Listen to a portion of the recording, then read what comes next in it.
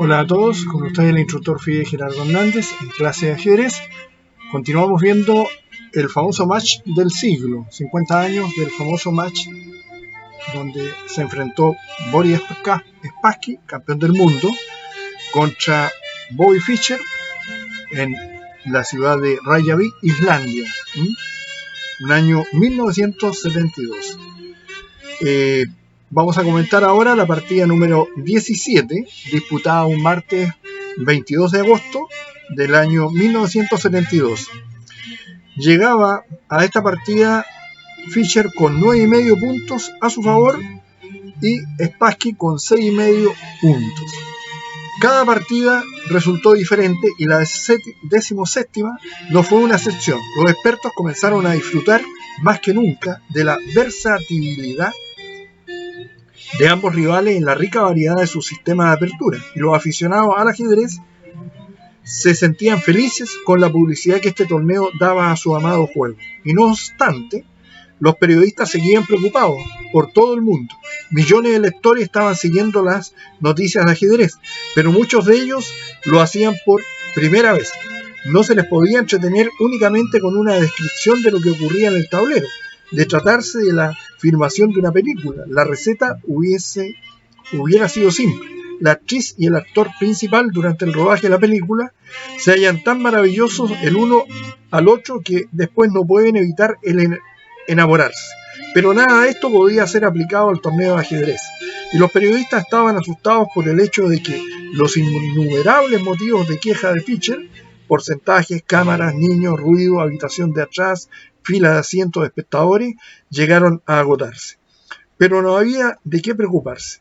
Un delicioso malentendido surgió entre los dos rivales, añadiendo exteriormente sal a la silenciosa lucha en el tablero. Cansado ante la serie de tablas, Fischer creía que el comportamiento estrictamente retraído e indiferente de Spassky hacía todo lo que ocurría alrededor de la mesa de juego era un gesto poco amistoso hacia el aspirante, que incesantemente se preocupaba por lograr unas condiciones perfectas. Al mismo tiempo, el lado soviético, harto de las peticiones de Fischer, que se sucedían a pesar de su ventaja en puntos, alegó que el aspirante había inventado un artificio psicológico para desequilibrar a su oponente. Mientras varios policías de uniforme patrullaban la sala de juego para obligar a mantener el silencio, tras una amenaza de retirarse efectuada por Fischer aquella mañana, se hacía pública una declaración escrita en inglés y ruso y firmada por el lugarteniente del campeón, el gran maestro Efim Geller. El torneo del Campeonato Mundial de Ajedrez, que ahora tiene lugar en Reykjavik, despierta gran interés en todas las partes del mundo, incluidos los Estados Unidos. El señor Boris Spassky, los otros miembros de nuestra delegación y yo mismo hemos recibido numerosas cartas de diversos países. Un gran número de las cartas aluden a algo desconocido anteriormente en la historia del ajedrez, la posibilidad del uso de medios no ajedrecísticos para influenciar a uno de los participantes.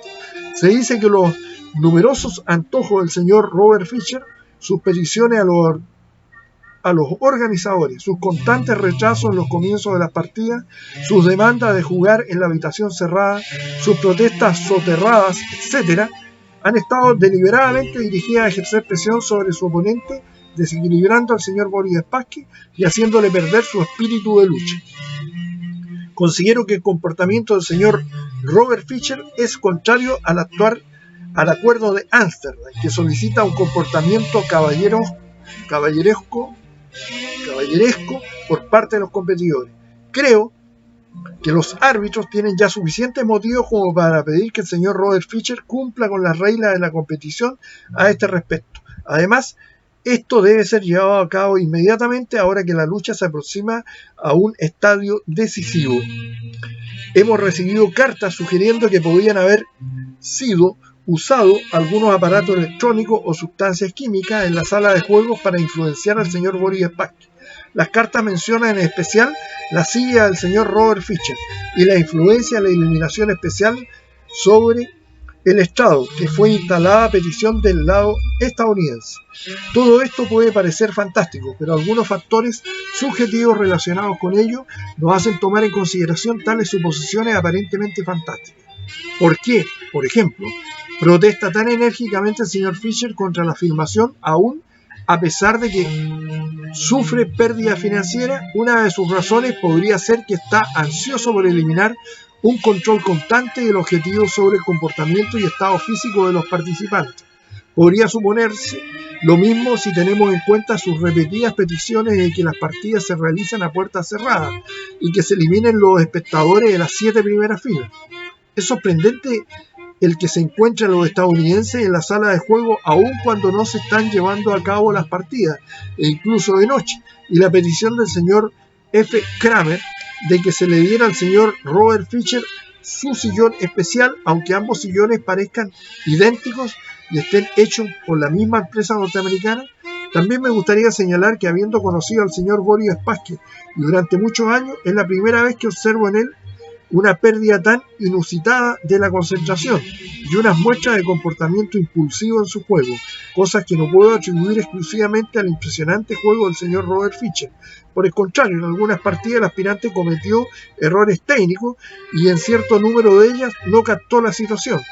En relación con lo antedicho, nuestra delegación ha entregado una declaración a este efecto al árbitro jefe y los organizadores del torneo, en la que se expresa la petición urgente de que la sala de juego y todo lo que contiene sea examinado con ayuda de expertos competentes y que se excluya la posibilidad de que cualquier persona extraña se halle presente en el lugar dedicado a los jugadores. Effie Geller, 22 de agosto de 1972. Gracias a Fischer, la atmósfera del campeonato era ya bastante extraña, pero ahora la declaración soviética se había transformado en algo parecido a una película de James Bond. Se dice que Fischer se echó a reír al leer la declaración. Su biógrafo, Frank Brady, señaló que era la excusa más retorcida que jamás se había oído antes de perder un torneo de ajedrez, y que los rusos han aceptado unas teorías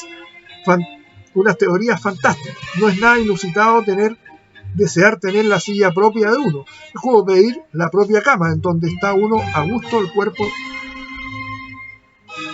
de uno. Un observador neutral, un joven abogado rhodesiano, se sintió asombrado, patético. Es exactamente la cosa que hubiera esperado que dijese Fischer.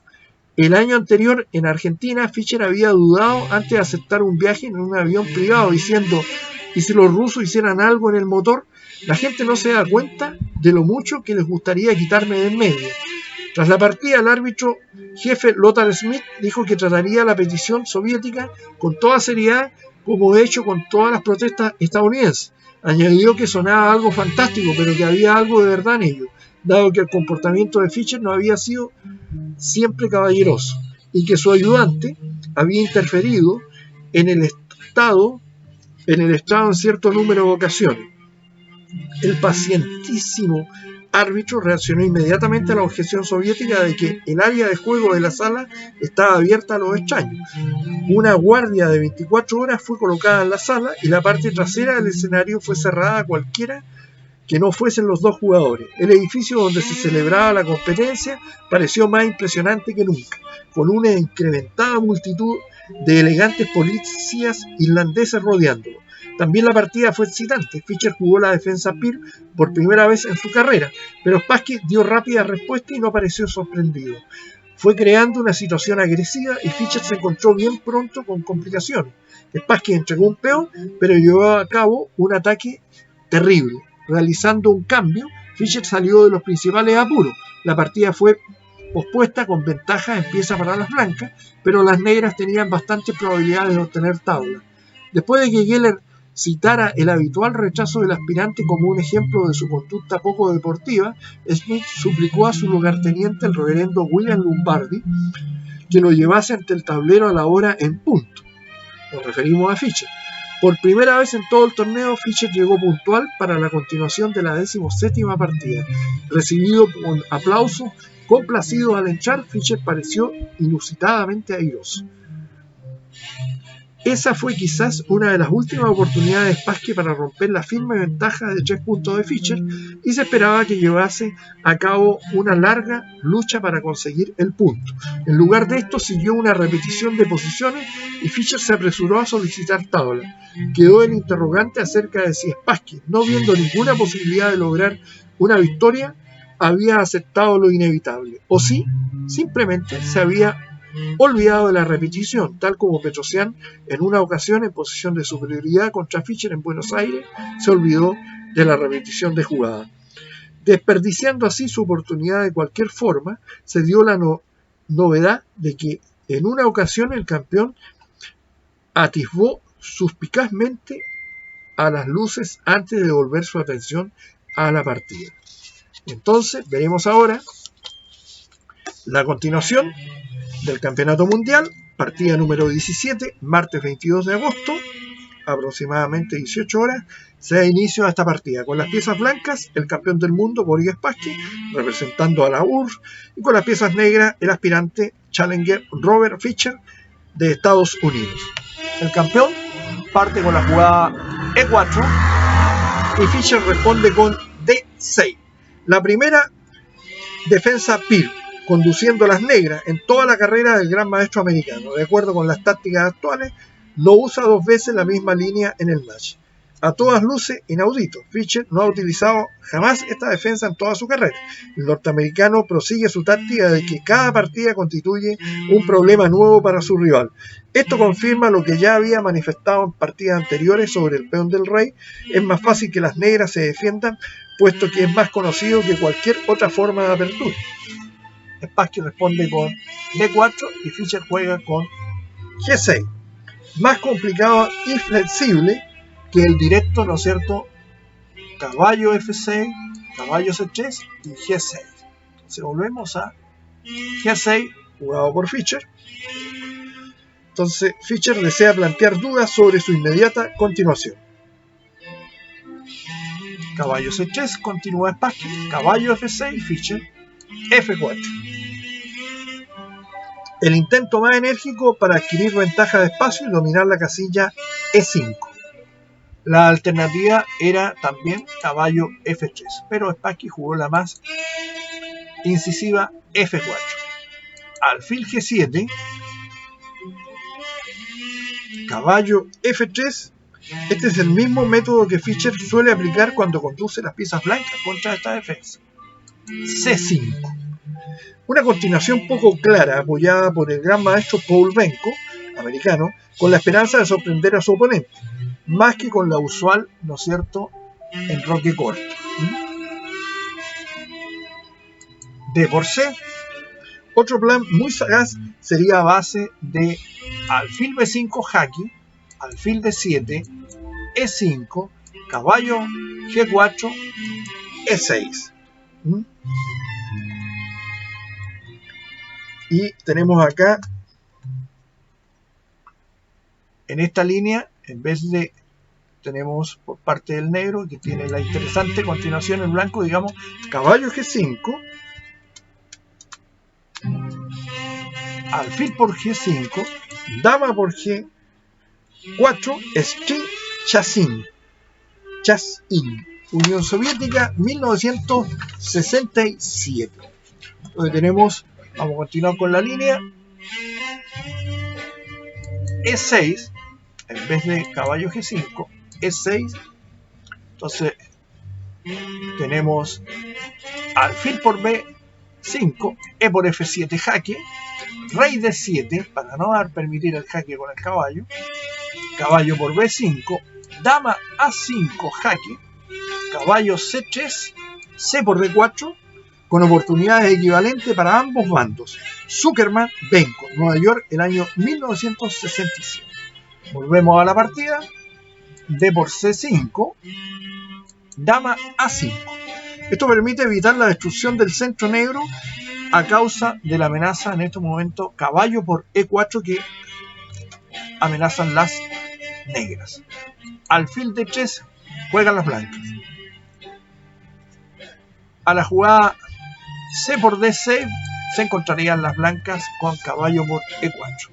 Donde tenemos C7, dama D3, vendría dama por C5, alfil E3, dama A5, caballo D2, enroque corto, buena jugada, caballo B6, dama H5, alfil E2, alfil G4, H3, Caballo C6 no preocuparía a las negras. Esta corresponde a una partida entre Sloan con Vítor Lynch, Unión Soviética, el año 70. Entonces, volvemos a la posición, alfil de 3. Dama por C5, dama de 2, enroque corto, alfil E3, dama A5.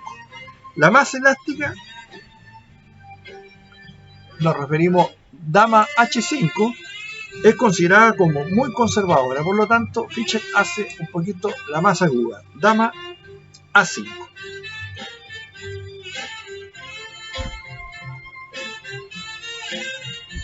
Entonces acá tenemos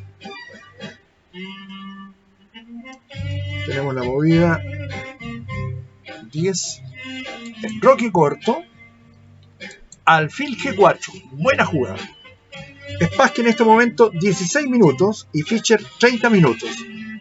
Esta jugada alfil G4 es la mejora de Fischer. Anteriormente se había jugado caballo C6, H3, alfil D7, A3, buena jugada, torre F, C8, dama F2, alfil E8, F5. Olaczon con blancas contra Benko en Wihansk el año 1969.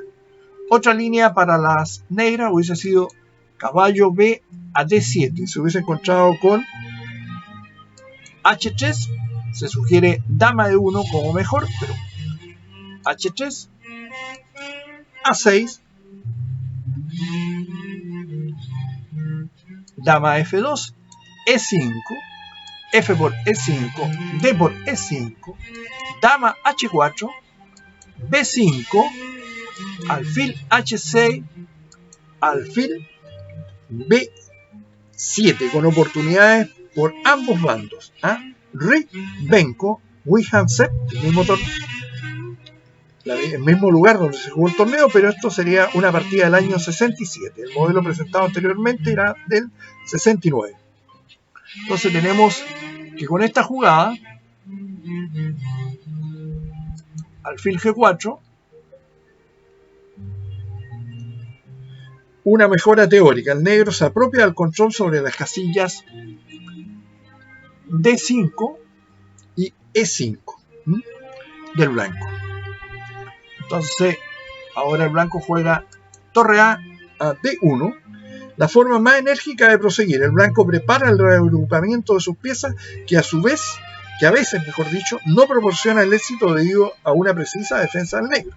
Spassky manifestó al finalizar el match que Fischer semejaba un pez que constantemente se le escurría de las manos. Caballo C6, alfil C4, buena jugada, enclavando el alfil en la diagonal activa y tratando de construir sobre su base una potente cabeza de puente. La alternativa era H3, pero esta es bastante mejor jugada, alfil C4. Caballo H5. Comenzando el contrajuego táctico, la posición es muy intrincada e incierta para ambos bandos. El blanco debe pensar en su ala de dama. La eventual amenaza de las negras es alfil, ¿no es cierto? Rey por caballo en C3. Pero tiene la casilla D5 controlada el blanco y fuera del control de las negras. Los planes recíprocos se afrontan.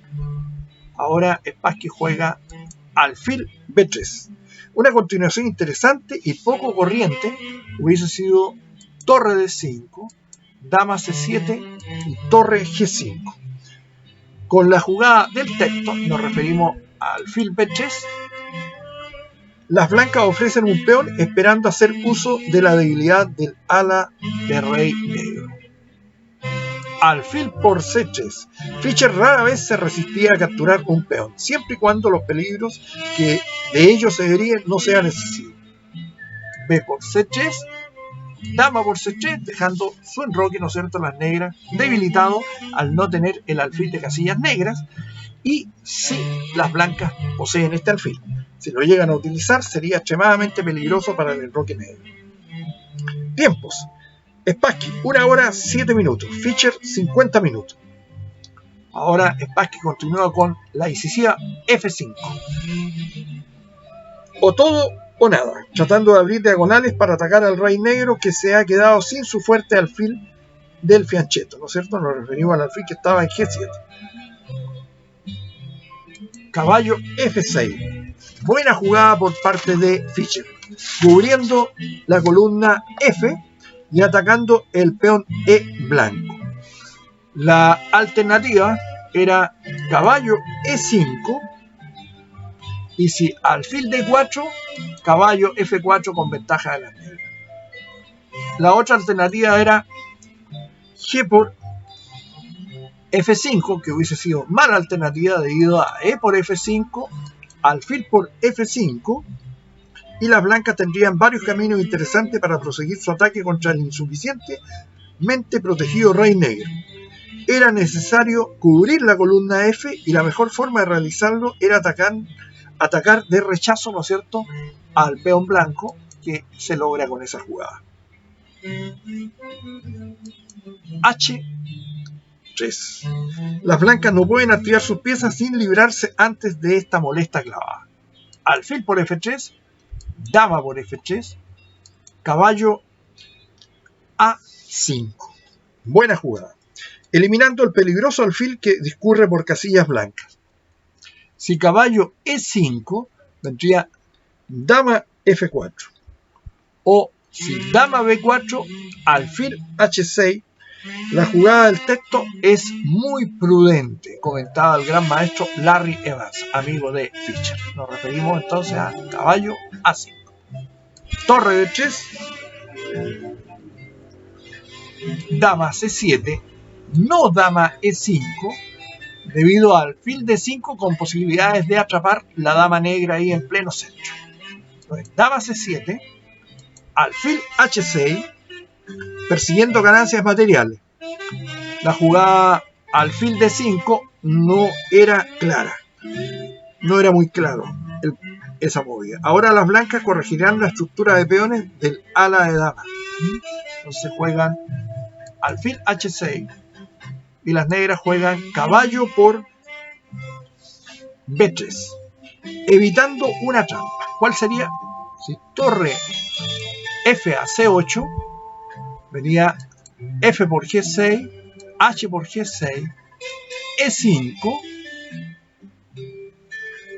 D por E5, si dama C5 jaque, rey H1, dama por E5, torre E3 con tremenda ventaja. Entonces tenemos D por E5, alfil por F7 jaque, rey por F7, dama D5 jaque, rey E8, si E6 venía torre por F6 jaque, rey por F6, torre F6, F3 jaque, rey E7, alfil G6 con ataque ganador. Entonces tenemos rey E8, dama G8, caballo por G8 y torre F8 mate a lo Morphy. Lindas variantes, por lo que demuestra que había que estar sumamente atento a la posición. Caballo por F3, por B3, C por B3, dama C5 jaque, rey H1, dama E5. Buena movida. Si torre F a C8, F por G6, H por G6 y G4, llevando un peligroso ataque sobre el rey adversario. Por lo tanto, Fischer centraliza su dama, protegiendo el flanco del rey. Con la jugada del texto, el negro alcanza una posición sólida y la adecuada compensación posicional por su ligera desventaja material. Sacrificando la calidad, la posición obtenida tras este sacrificio es muy sólida y siguiendo la lógica de dominación de las casillas negras, el negro está bien compensado. Entonces tenemos alfil por F8, torre por F8, torre E3. Spassky debe defender ante todo su débil peón. Torre C8, buena jugada, tomando oportunamente la única columna abierta existente. La ocupación de esta columna compensa la desventaja de calidad que lleva el negro. F por G6 para evitar el cierre de líneas que se derivaría del bloqueo de peones. H por G6, dama F4. La dama negra es demasiado fuerte en el centro y las blancas no disponen de mejor elección que el cambio, buscando, ¿no es cierto?, imponer su calidad de ventaja en el final de partida. Las negras no tienen otro camino que cambiar las damas. Dama por F4, torre por F4, caballo D7, evitando la ruptura E5 y la apertura de una columna que sería desfavorable para las negras. Torre F2, caballo E5. Acá lo que tenemos el famoso base de operaciones, donde el caballo negro está ubicado y no hay ningún peón enemigo que lo pueda desalojar. Rey H2, torre C1, torre E a E2, caballo C6, torre C2, torre E1. Perdón, sí, torre E1. El negro debe mantener la torre activa en el tablero y así mantener ocupadas las torres blancas en la defensa de sus peones débiles. No se pueden cambiar las torres si se pretende empatar este final con la desventaja de calidad. Torre F a E2, torre A1. Si la torre negra, ¿no es cierto?, insistimos, fuese cambiada, las blancas obtendrían la victoria con suma facilidad, decía el gran maestro Albert Oken. Rey G3, Rey G7, torre C a D2, torre F1.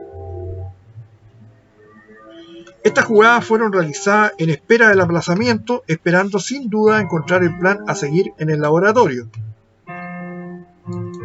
Torre F2, torre E1, torre F a E2, torre F1, torre E3, A6, torre C3, torre E1, torre C4. El blanco está atado a la defensa de su peón E. Acá tenemos, ¿no es cierto?, torre F1. Las negras no desean cambiar su torre activa. También es posible haber podido jugar en este momento rey F6, torre F2 jaque, rey E6, mejorando la posición del negro. Entonces tenemos torre F1, torre D a C2, torre A1, torre F2. Bueno, en la movida me salté este comentario. En la movida 40, acá la partida fue aplazada y Spassky le correspondió hacer la movida secreta. La movida 41 fue torre F a C2. Fischer contestó con G5, torre C1, torre E2, torre 1 C2, torre E1, torre C1, torre E2, torre 1 C2, torre E1 y tablas. La posición ha sido repetida 3 veces por las negras en la jugada 41, 43 y 45. Spassky, tras los análisis, no ha visto la posibilidad de abrir la posición a su favor. El laboratorio no ha encontrado el medio para quebrar la defensa negra. Una decisión más para Spassky. Tiempos: Spassky 3 horas, 1 minuto, y con las piezas negras Fischer gastó 2 horas 26 minutos. Resultado actual del match: Boris Spassky, el campeón, con 7 puntos, y Robert Fischer con 10 unidades, 10 puntos. 3 puntos de ventaja, quedando pocas partidas por continuar. Bien, esa ha sido la interesante partida número 17 y en breve continuaremos con el resto del match. Para aquellos que deseen ver todas estas partidas del famoso match de Spassky con Fischer en el año 72, les sugiero que se pueden inscribir a mi canal en YouTube y ahí no solamente este match, sino hay una variedad de partidas comentadas por mi persona sobre partidas jugadas por los mejores jugadores de todos los tiempos. Así que es cosa que, si alguien tiene interés, lo puede hacer suscribiéndose a mi canal en YouTube. Bien, eso ha sido todo. Muchas gracias y en breve continuamos con más partidas.